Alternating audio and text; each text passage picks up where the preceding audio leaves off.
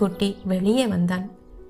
நோட்டை எடுத்து அவர் கையில் வைத்து சுருங்கிய கரத்தை பிடித்து கொண்டு அழுதான் தேஜன். என்றைக்கோ அவர் தந்த நோட்டை இத்தனை வருடம் தன் கூடவே வைத்திருக்கும் மகனை நெஞ்சு வெடிக்க பார்த்தார் பெரியவர்.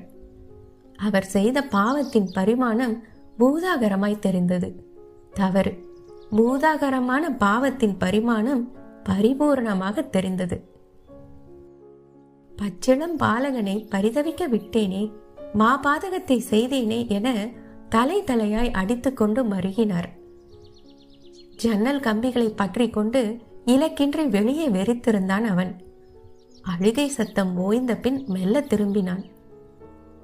நோட்டு மட்டும்தான்ப்பா இருந்தது, நீங்க வரவே இல்லை. நான் உயிரோடவே இல்லடா தேஜு. ரெங்கன் மீண்டும் கதறி அழுதார். விருப்பென்றும் ஒத்துக்கொள்ள முடியாமல், வெறுப்பென்றும் ஒதுக்க இயலாமல் ரெண்டுங்கெட்டான் நிலையில் இருந்தவன் தந்தையின் அணைப்பில் அடங்கி போனான். எத்தனை வருட ஏக்கம்! அத்தனையும் கரை புரண்ட வெள்ளமென பெருக்கெடுத்தோடியது. உணர்வலையில் சிக்கி திக்கு திசை தெரியாத இருவரும் தத்தளித்தனர். அவரை பார்க்க வேண்டும், கேட்க வேண்டும் என்று நினைத்து வைத்திருந்த எதையும் கோர்வையாய் கேட்க இயலவில்லை. அவருக்கும் அடுத்து என்ன என்று புரியவில்லை.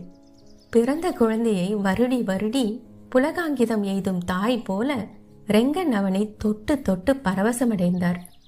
மன்னிப்பானோ மாட்டானோ என்கிற தவிப்பை அந்த ஸ்பரிசம் கொஞ்சம் அடக்குவது போல இருந்தது.